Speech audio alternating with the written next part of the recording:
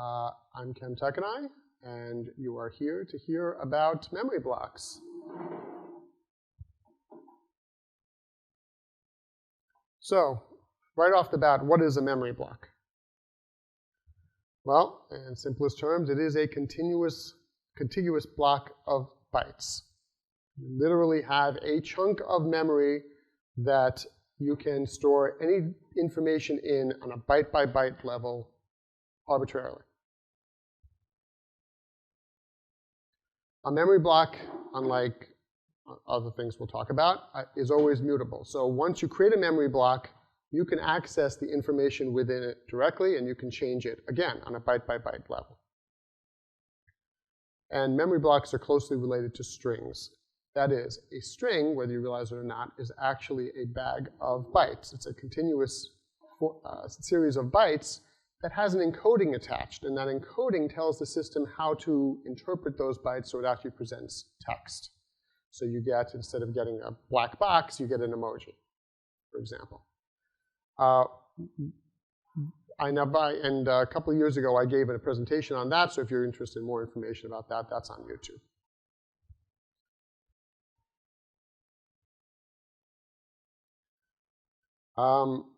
The difference with a string is, although a string will hold a series of bytes, it's immutable. Once you create a string, you have that string. You cannot change that string. All you can do is create a new string.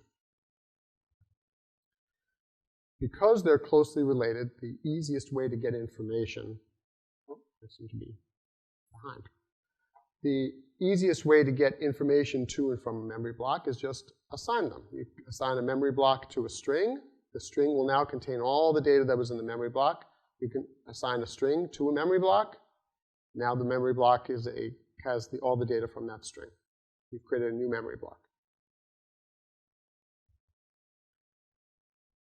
And as mentioned, the memory block, you could think of it as a mutable string. You create your memory block. It has data in it, and you can go in and modify the individual bytes or a chunk of bytes. So the question came up, when do you use the memory blocks? Don't. Well, thanks. Thanks for coming. The simple answer is there are conditions where memory block, you either have to use it or it's advantageous to use it. But for the most part in your programming, there are other alternatives that are probably better. Creating a class with properties is probably better. When you're dealing with declares, which is one of the uses for memory blocks, a structure might be better.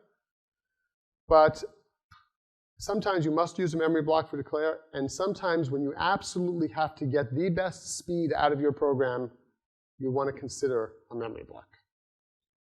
I will show you that later. So how do you create a memory block? Well, a memory block is a class, and so you create an instance of it like you would any other class. MB is new memory block, and you specify a size. The size can be 0 if you want. But unlike an array where you specify the last index of an array, even though you reference memory block by indexes, you specify the absolute size. If you want 10 bytes in your memory block, you say 10 here. The indexes will be 0 through 9, but you specify 10.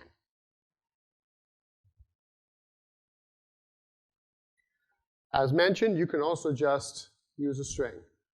Declare the memory block, assign some string to it. Now you've created a new memory block that contains the data from your string. And vice versa. You declare a string, assign the memory block to it. You have now copied the data from your memory block into a string. If you do it this way, though, there's no encoding. So if you had text going into the memory block, you're probably going to have gibberish coming out. Not entirely. Like, for example, if your memory block contained the low ASCII characters, you're going to end up with low ASCII characters. If it contains stuff like umlauts or emojis, the system's not going to know what to do with this because it doesn't have an encoding. In that case, you have to define the encoding, or there's another way to do this that I'll show you in a bit. Okay. So now we know how to create a memory block. How do you actually use it once it's created? Well, there are accessor functions in a memory block. You tell it what data you want to retrieve and in what form and where it is, and it returns that data in that form. So to get a value, you want to get, let's start on the right side here. So there is an accessor function string value. And that string value is saying, OK, well, I have my memory block. Let's say this is 100 bytes, this memory block. I want the first 4 bytes, starting at 0. I want 4 bytes. Give it back to me as a string. And now S will contain those 4 bytes as a string. Again, no encoding. But what if you know the encoding? What do you know if it's UTF-8, for example? There's a second version of this where you can say string value, I want the first 4 bytes, but I want it as this encoding. And now your string is a fully formed string with an encoding. Likewise, you know that at byte 0 you have a double value. So you say double value 0. And notice there's no size there, because a double is always 8 bytes. So there's no point in specifying a size. There's no such thing as a 4-byte double. So you say, at byte 0, I want the double that appears there. If it's not a valid double, you're going to get gibberish out. An integer, again, now I want my int64 value. It starts at byte 13. An int64 is always 8 bytes, so it's going to start at byte 13, read the next 8 bytes, return it as an integer, as an int64. You want to set data in a memory block arbitrarily. So, again, just an example. You want to set the unsigned int32 value starting at byte 11. Int32 is 4 bytes. So starting at 11, it's going to set it to this value, 10,025.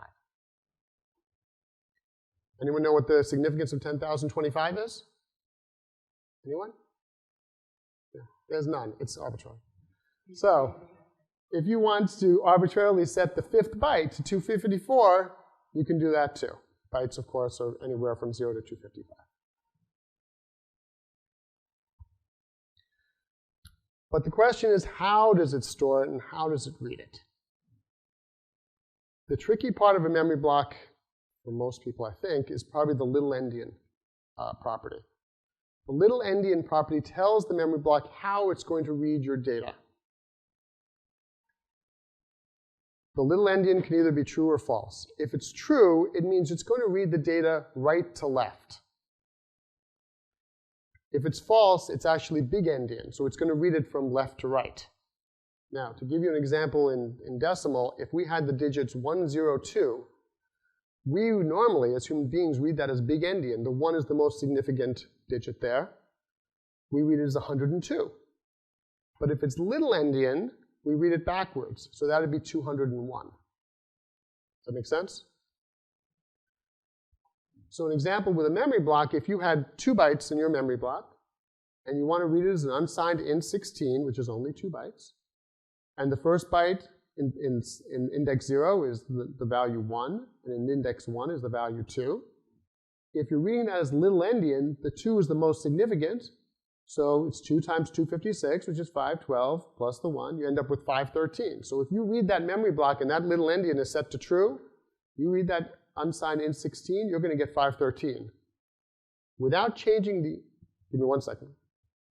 Without changing the bytes at all, again, the same information, you flip that little endian value to false. Now it's big endian, you read the same bytes, and now you get 258 because it's flipping how it's reading it. Christian, you had a question? I covered it? Yeah. But again, flipping that little endian true to false doesn't change the underlying bytes, only how it's read. This does not apply to strings. When you put a string in, strings are always read left to right.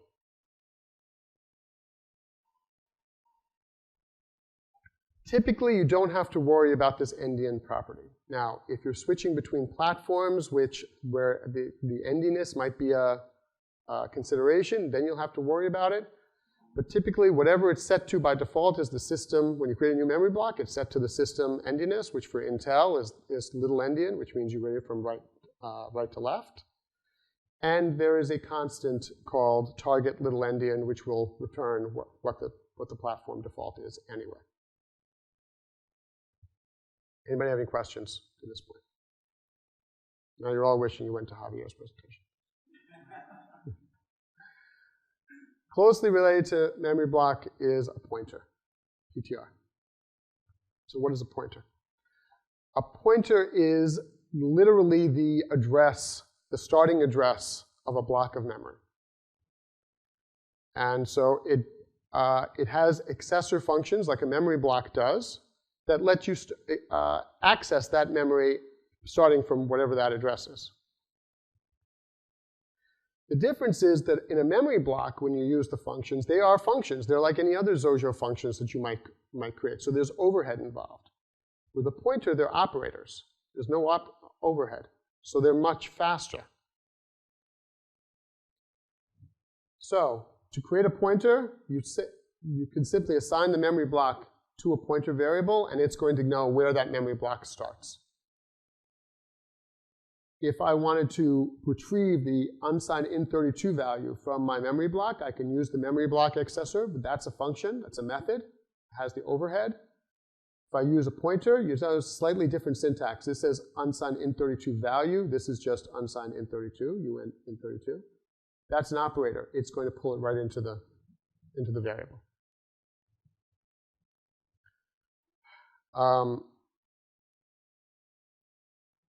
A pointer, because it is giving you really raw, low-level access, there's no concept, well, that's not there's no concept. There's no adjusting the endianness of it. It's whatever the system default is. If you need to flip the way the bytes are read, you're going to have to go through the MemoryBlock functions. But again, normally you don't care. It's whatever the endian is. What do you care how it's stored? If you need to store and retrieve an unsigned int32, you store and retrieve it. You don't need to care. The other difference with a pointer is there are no guardrails. If, for example, you have a 10-byte memory block, and you try to access that 11th byte, however you try to access it, Xojo will say, and it will raise an exception, out-of-bounds exception. You try to do that with a pointer, you're going to get information back. It's gibberish, it's garbage, but you're going to get something back. Likewise, if you try to set the 11th byte, it's going to let you do it probably, and later on your app is going to crash. And I'm not at all speaking from experience. As an aside, some of you might know that I put out the crypto module where I did AES and various other. And every now and then, my example code would just crash. And I couldn't figure out why. I thought there was a bug in Xojo. Well, you know, you always think it's a bug in Xojo, right?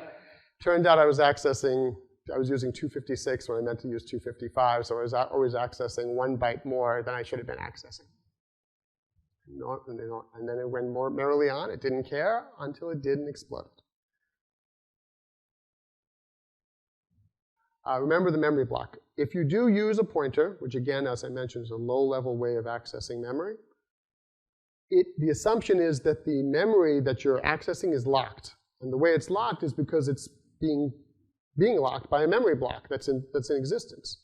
So if you're going to use a pointer, make sure you keep the memory block that it's pointing to in existence, because if that memory block goes out of scope, the system frees up that memory. And you'll still be able to access it because you have the pointer, but what you're accessing is anyone's guess. And if you try to read it, you'll get data back. It'll be gibberish, potentially, because by then the system might have overwritten it. But if you try to write to it, it'll let you, and eventually your program dies.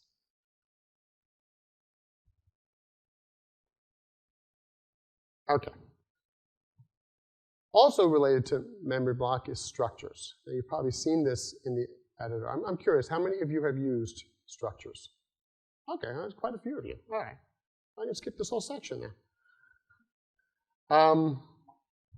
Except then I would run out of things to say, so let's not do that. So a structure is kind of a hybrid between a class and a memory block. It is meant to hold bytes, but it is formatted the way you would format a class, with with properties. Those properties can be any primitive, so integer, a double, even a string. It can be an array of these primitives. It could be another structure. The only caveat is that whatever you assign as a property has to be of a fixed size. That includes strings, and there's a special syntax for strings, which I will show you. To get data into and out of a structure, it has an accessor for a string or for an array of bytes. It also has, I should mention, an endian property, so how you read the structure also depends on the endianness. Again, you just have to be consistent with your endianness if you want the same information out that you just put in. There's one more caveat about a structure. Structures, when you assign them, are copied. Now, what do I mean? How many of you here use dictionaries? So you know, if I have a dictionary D1, assigned to D1, then I assign D1 to D2, that's the same dictionary, it's just being referenced by two variables, right? So if I change the value through D2, and I look up that same value in D1, it's the same dictionary, so I get back the same value. Not so with structures. You assign one structure in one variable to another variable, you've now made a copy. And you try to change the value in using the first variable, the second one remains unchanged.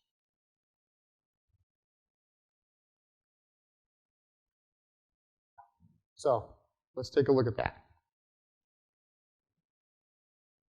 I have here my structure demo. I can get to it. Let's do this. Okay. So I have some code here, just demonstrating some various things about a structure. But before I get that, here is a typical structure. You add a structure by using this menu. Down here, structure. And you set it up the same way you would in enum, really. You hit the plus, you name the property that you want, and you say what the type of the field is. You notice the first, can you guys all see that? Let me do this. Is that better? Okay.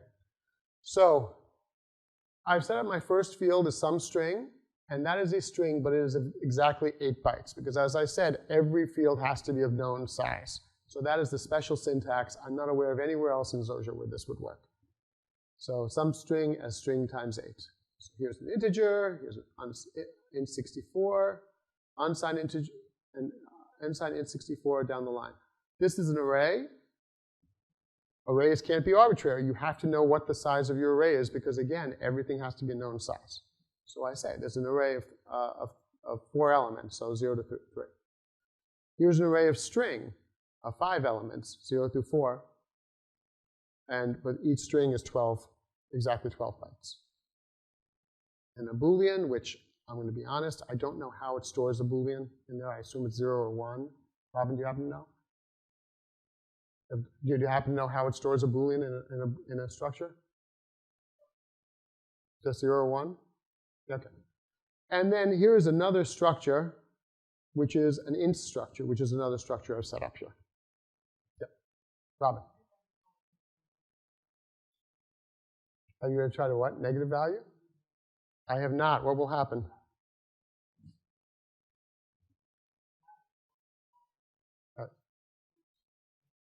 Good to know. So the comment was that if you used a negative value for the string size, in previous versions of Xojo, it would do very odd things. I'd recommend against that. I think that's safe. Oh, good. Okay. So you see this is another structure, is an int structure. My int structure here is just this. It's just a single property of an integer. And you notice the size over here, it says 4. This is telling me that my structure is 4 bytes, but this is 64-bit. How can this be 4 bytes? An integer is 8 bytes. Well, if you look at the inspector, which if I can pull over here, when you're looking at a structure in the secondary pane, there is a show 64-bit sizes. So if you know you're going to be compiling for 64-bit and you want to know what the size of your structure is going to be, you flip that on, and that will tell you that this is actually 8 bytes in 64-bit.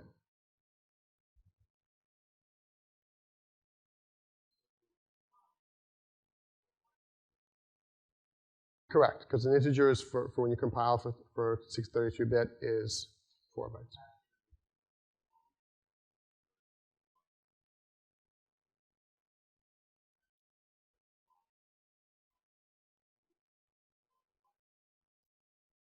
The comment is that if you're defining your structure, it's probably a better idea to define your prop fields instead of integer, where it could depend on what you're compiling for, define it as an int64 or an int32. Right. Yeah, and the data will be sent in and out of the application that way. Okay. We're doing well on time. I looked at this before I came in here. I said, I'm going to be going way over the hour. Okay, so let's look at the demo that I have here. So as I mentioned, when you assign a structure to another variable, it is copied. This is the only place that I know of that this happens to. It's only with the structure. So I have my S1 as a string structure. And notice when you create a structure, you don't use new. So S1 is defined as a string structure, which my string structure is just a single string property of exactly 1 byte. And S2 is a string structure.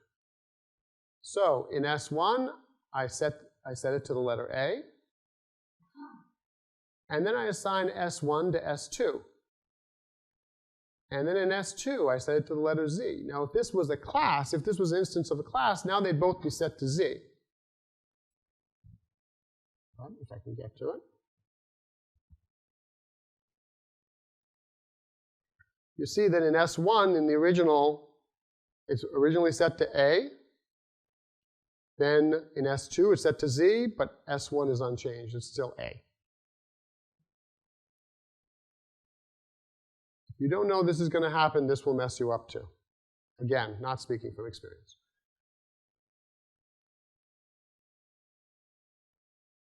Okay. If you want to copy data to a structure, you can copy it as an array of bytes. So I have my string structure in S1. And again, I assign just the letter A.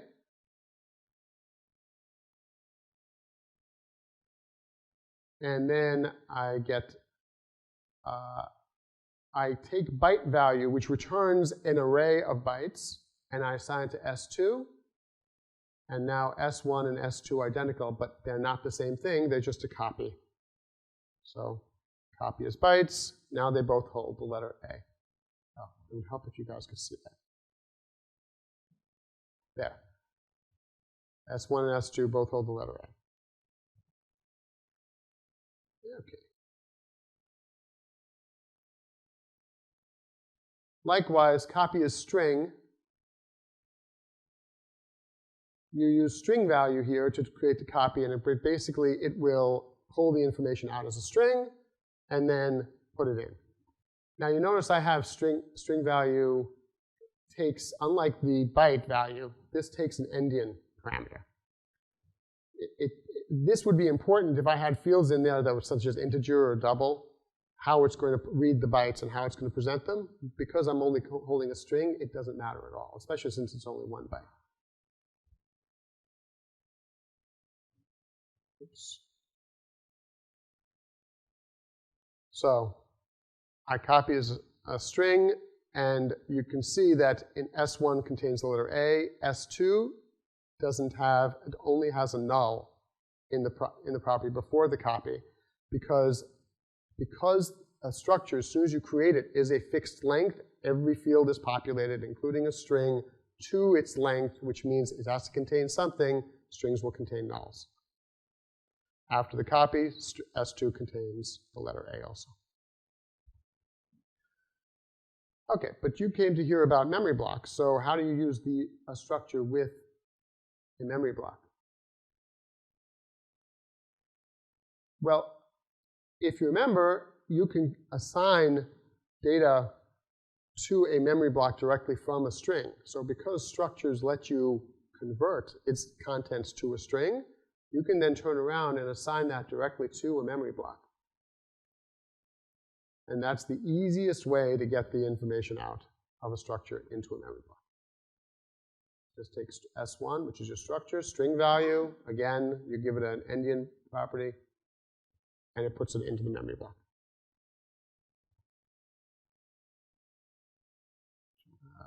Lost my mouse.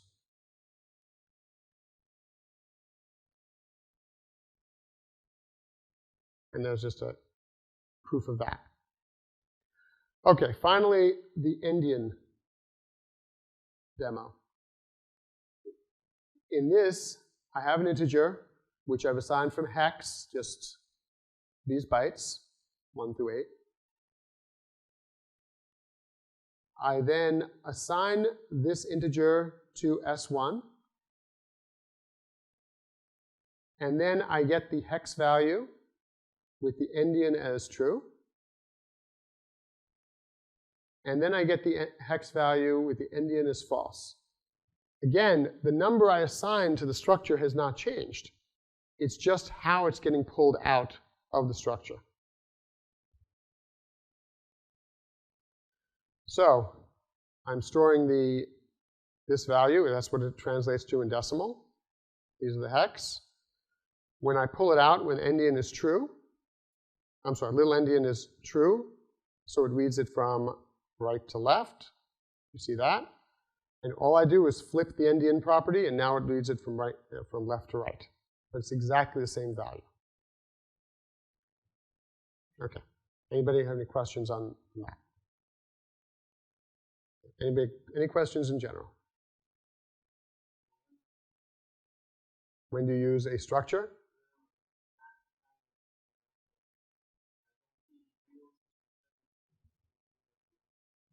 To do that, I will tell you that it's, again, very, so the question is, when do you use something like this, and when would you, you're asking when would you flip the Endian property? So there are very, very limited and specific use cases for that. One of them that I encountered was in encryption, where the data has to be pulled in and written in a certain format, and even though it's being pulled in as little Endian, it has to be written out as big Endian. And this is the simplest way to flip the bytes.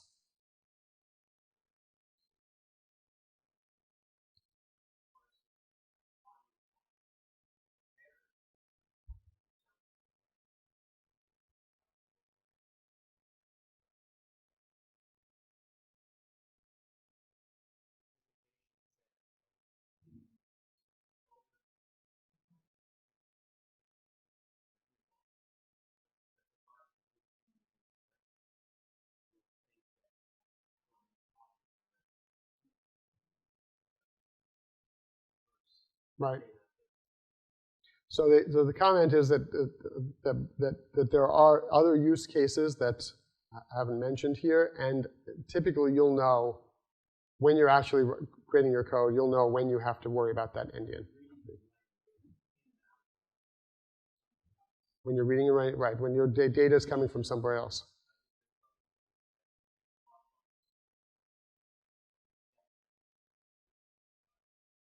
Right. So there are use cases. Again, not typical. Okay. So now let's get into a real-world example of how we could use this. And this is going to be a demonstration of how we can use this to actually speed things up. So for this example, we're going to create a word count program. How many of you are familiar with the WC utility? A couple. So WC is a Unix utility that will do a word count. So you say WC, you give it a file, and it will count. It says the characters. It's actually the bytes, the lines, bytes, words, lines. I want to make sure I get that order right. For our example project, that's what we're going to do. We're going to count bytes, not characters, but bytes in a file. We're going to count the lines. We're going to count the words. For our purposes, only a line feed counts as a new line. We don't care about the old Mac style return. That doesn't count as a new line. And also, for our purposes, we are only concerned about ASCII characters. If we run into the high ASCII or Unicode characters, we're not going to be dealing with that. We're just counting the bytes. Yeah.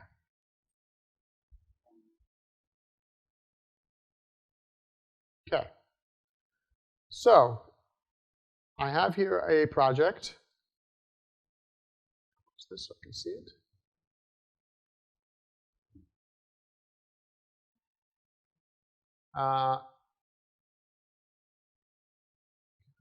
Okay. I have here a project. It's an example project. It takes a very specific file and counts it up. Before we do that, actually, let me show you in WC what happens when I read that particular file. Here it is. You can all see that? You see on the back? Okay. So I'm going to time WC, and I'm going to read this file. It's in test data. It's called MD1000. Does anybody want to take a guess what that is? What was that? Nope. That is the entire text of the novel Moby Dick. 1,000 times. So no easy test here. So there we go. I hit WC, and that's what we come out with. It has now counted that file, and you see that it took about 1.5 seconds to count that file.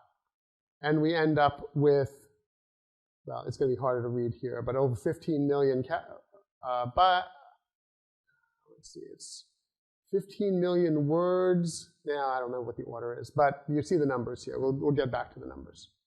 The important thing here is it took 1.5 seconds. That's our benchmark. That's what we're aiming for. So we want to get, Xojo is not designed as a speedy language per se. It is speedy, but that's not its primary focus, right? So we want to see how close we can get to that. So I have here my project. I have my pragmas here because, again, we're interested in the speed, so I don't want any background stuff going on. And there are several ways that I approach this. And the first approach is someone who's new or first thinking about this project in Xojo, how they might do it.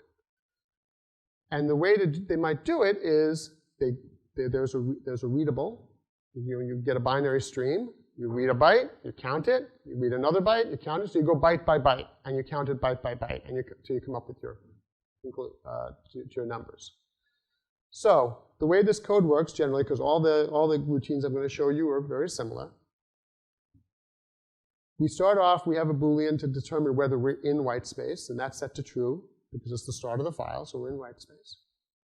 And now we read a byte from our source, and we determine whether this byte is white space. Now, what makes white space?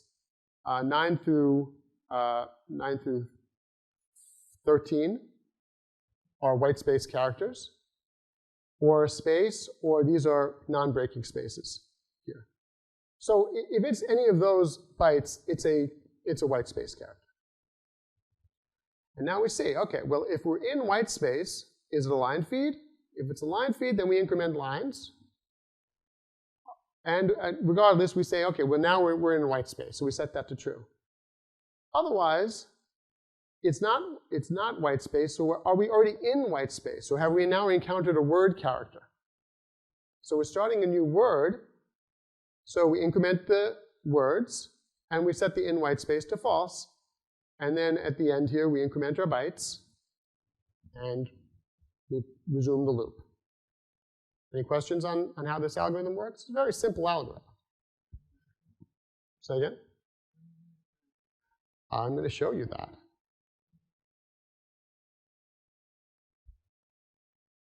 Dana, what time is dinner? So, let's scale this up a bit.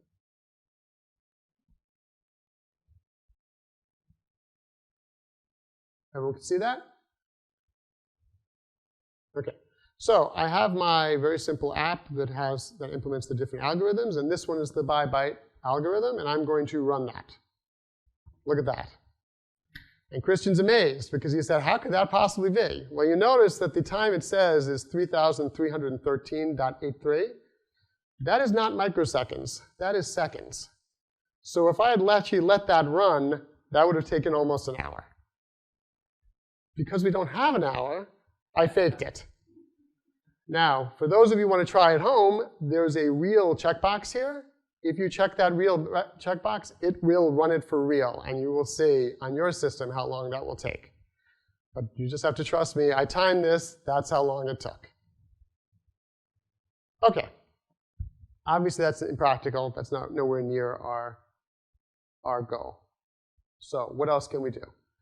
Well, a lot of the time there is actually in reading the data. So why don't we read it in blocks? So arbitrarily and by testing, I determined 16K is a nice size for read a block. And this algorithm is almost the same. Basically, we read a block here. Now we can increment the bytes just by the size that we've read, because in a string, the bytes property will tell you how many bytes are contained in a string. And then we cycle through. We split up that byte. Split up the block by its bytes. And we cycle through it, and then we run exactly the same algorithm on that block. And then we resume.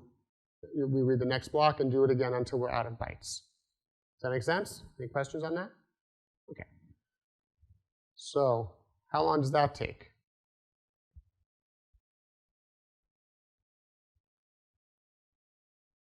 Again, instant. This takes almost 3 minutes. Again, I didn't want to make you wait here.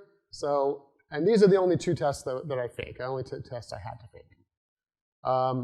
That takes almost 3 minutes.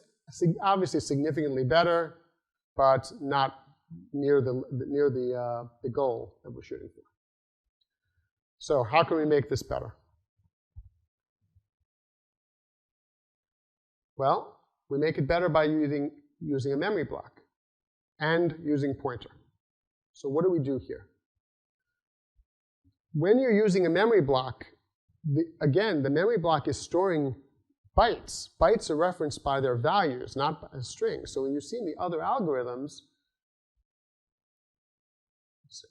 when I determine what a line feed is, I'm putting in the string. That's Unicode A. That's the line feed, the Unicode line feed. That's a string. Not so with a memory block. In a memory block, I determine the value of the byte. Character 10 is the line feed. Now it's very similar. We're going to do a block of 16K, but I'm going to create my memory block right up front. Why? A memory block is an instance of a class. And as you might know, creating an instance of a class and then destroying it later can actually be an expensive operation. So as much as you can keep an object around for as long as you need it and not keep tearing it down and building a new one, that's going to make your program much faster. So we know what the maximum size is. It's the size of our block. So I create a new memory block. That's going to hold 16K. I'm now going to take a pointer to that memory block because pointer operations are faster. And I know what I'm doing. And now this becomes very similar. We're in white space. We read the source file into the we read it into a string first, count up the bytes, and now we use the string value accessor to say we're going to set the memory block from 0, starting at index 0, to the number of bytes we read. Because when we get to the end of the file, you might have only read 3 bytes. So we only are interested in the number of bytes we read. We set it to the block. And then we find out what that last byte index is, which is the number of bytes minus 1. And then we cycle through. And we do the same thing that we've been doing, except we do it with bytes. We use the pointer to pull out the byte for whatever byte index we're on. We see if it's white space, which we're comparing to the actual hex values, 9 through 13, 20, or whatever these values compute to. And then we do the same logic that we've been doing. If it's in white space, we see what kind of white space. If it's not in white space, we increment that. Any questions on this?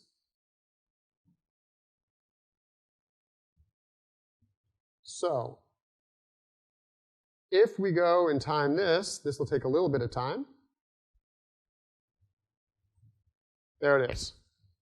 By memory block, 2.25 seconds. If I run it again, 2.23 seconds. So it's fairly consistent. And if you remember, when we did this with WC, we hit 1.5 seconds. So now we are, I think we all agree, we're in the ballpark. I mean, it's Moby Dick 1,000 times. So I think we can all be happy with that, right? That's good performance. Anybody have any questions on this?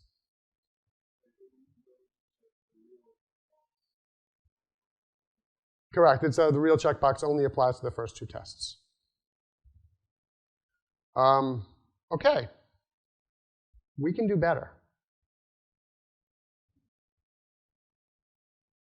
And we can do better by getting creative in how we use the memory blocks. Mouse up here. There is another algorithm which I'm calling by MemoryBlocks Deluxe. And this is actually a technique that was introduced to me very recently called branchless, which is an entire separate area of study that you can go look at. But basically, the short version is you try to eliminate the if statements. So how do we do that?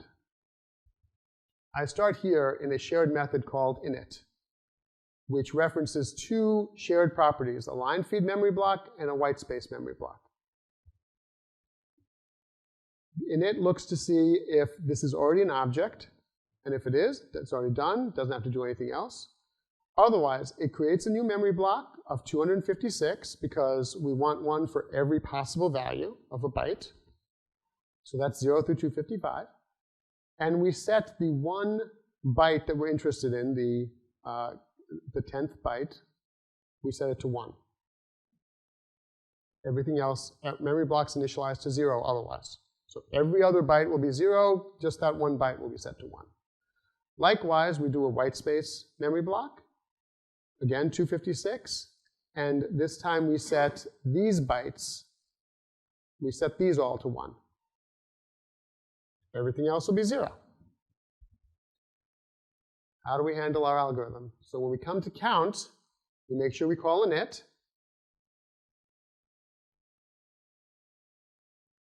We get a pointer, because pointers are faster, to the line feed and the white space memory blocks.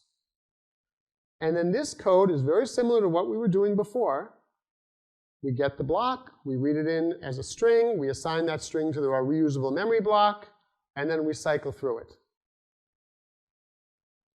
But when we cycle through it, you notice there are no if statements here. So we still have an inline feed. Where is it? Oh, I'm sorry, in white space, but that's no longer Boolean, that's set to 1. We want to see if it's line feed, we literally look up this byte we just read, which can only be 0 through 255, we look it up from our line feed memory block. And it's either going to come back as 0 or 1. Likewise, if it's white space, we look it up from the white space memory block. Again, it's only going to come back as 0 or 1. Kind of an if statement, but mathematical. Whether it's a word or not is if it's white space, it's not a word character. So we just subtract whatever we got from is white space from 1. If it's 1, we end up with 0. If it's 0, we end up with 1.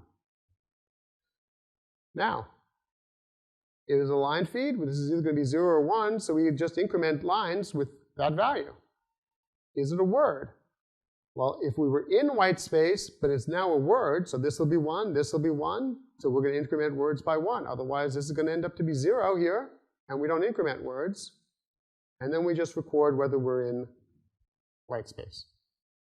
Does that make sense to everybody? Anybody have questions on that? Let's see how this works out. Okay, ready?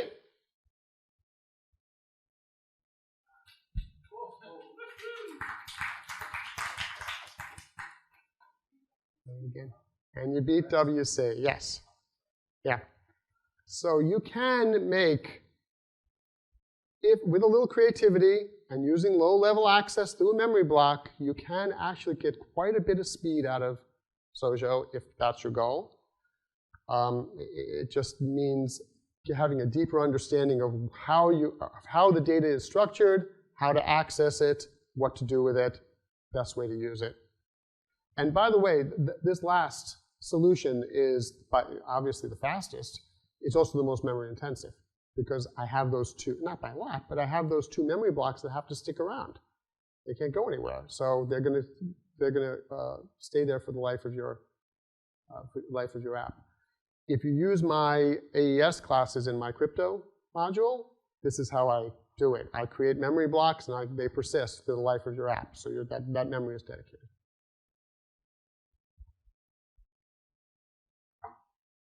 And that's the end of the show. Anybody have any questions?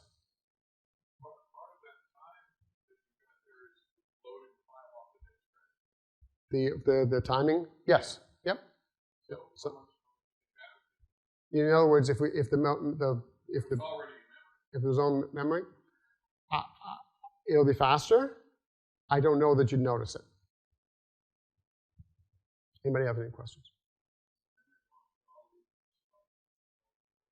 The question is, are memory blocks always initialized to all zeros? And the answer is yes. What about structures are always initialized to all zeros? Yes. Yes.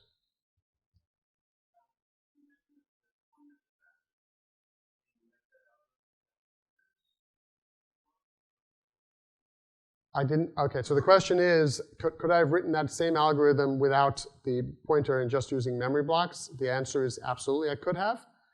How much slower would it have been? I didn't time it because my mindset is always to go to pointers. When I was writing those encryption algorithms, I started with ridiculous times, and meaning that they were taking so long, I thought this isn't practical. And I had to keep optimizing and optimizing, and part of the way I optimized, which made a huge difference, was switching from the memory block accessor functions to pointers. So I know from experience they're faster. In this case, I can't tell you how much faster. Any other questions? OK, we're done. Thank you for coming. No one said stop.